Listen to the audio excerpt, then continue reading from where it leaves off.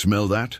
That's not bread baking. It's sweat, blood, and fear from the Colosseum floor. Forget everything you've seen in movies. Gladiators weren't slaves forced to die. Many were volunteers. Today, we'll reveal how these fighters lived like kings, trained like athletes, and sometimes even got rich. I've studied ancient Roman records and modern science to uncover the truth behind the legend. But here's what shocked me most. One gladiator became more famous than the emperor himself, and he didn't even fight with a sword. Imagine you're walking into the arena. The crowd roars louder than thunder. You wear no armor, just a net and trident. It's like playing football without pads, but if you lose, you die. Did you know? Gladiators trained in schools called ludi. They followed strict diets, worked out daily, and had doctors. They weren't just fighters. They were athletes, and some even chose this life on purpose. Hear that crackling sound? That's the fire under their bathhouse. Gladiators soaked in hot water before every fight, but then something wild happened. One school caught fire and uncovered a secret buried for centuries. Picture this. You wake up in a gladiator school at dawn. Your day starts with exercises, stretching, and sparring. It's like going to a gym. But if you skip class, someone might throw you to the lions. Surprise fact, gladiators ate mostly barley and beans. Scientists found their bones show low protein, meaning they were vegan. They believed plants gave them strength. Who knew ancient warriors were health nuts? Feel that cool breeze? That's from the open-air training yard. This wasn't a prison, it was a sports camp. But then, something changed. A new kind of fighter arrived, and he turned the games upside down. Now imagine you're a fan in the stands. You paid coins to see battles, beasts, and blood. It's like watching UFC meets Netflix, except real people die and everyone cheers. Here's a mythbuster. Gladiators didn't always kill each other. Most fights ended when one man begged for mercy. And guess what? The crowd voted. Thumbs up or down. But historians now think thumbs down didn't mean death. Smell that salty air?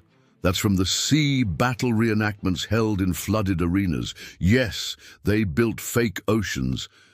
But then, something shocking happened during one of those shows, and an emperor nearly drowned. Let's rewind. Why did so many men choose this dangerous life? Because freedom, fame, and fortune waited at the end of the arena. Some gladiators won enough money to buy their freedom. Others became celebrities, like Roman influencers.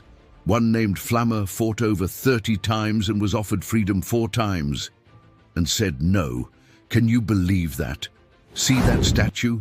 That's not a general or a king, it's a gladiator. He earned his place in history. It's like becoming a TikTok star, but in stone.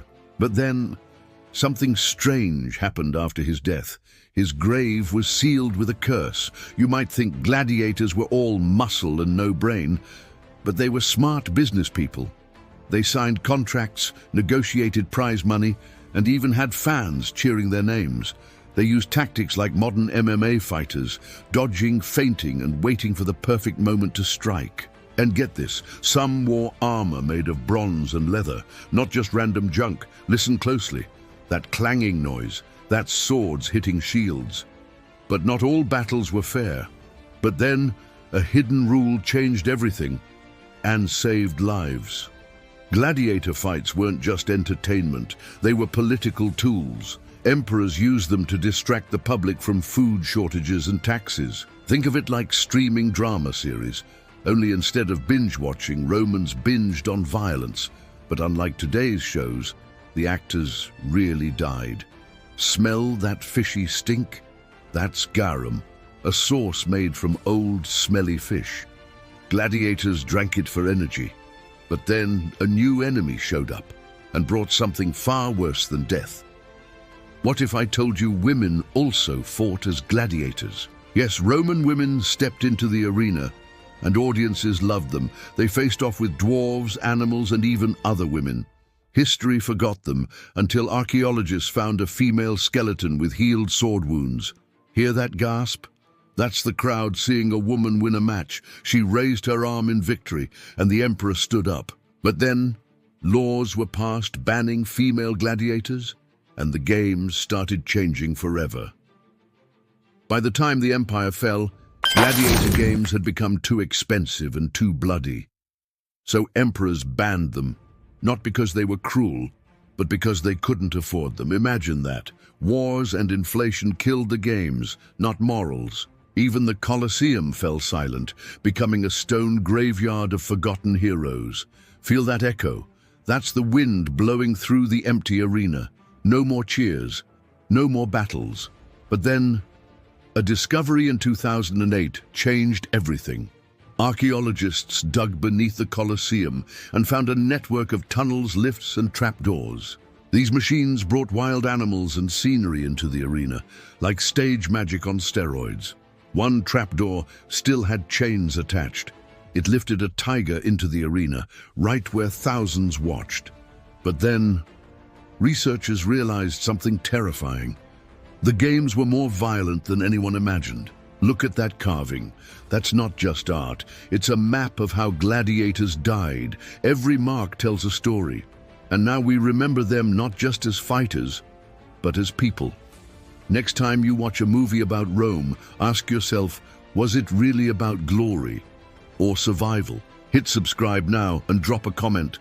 What would you have done if you were a gladiator? Because next time, we reveal how one Roman soldier almost destroyed the empire by accident.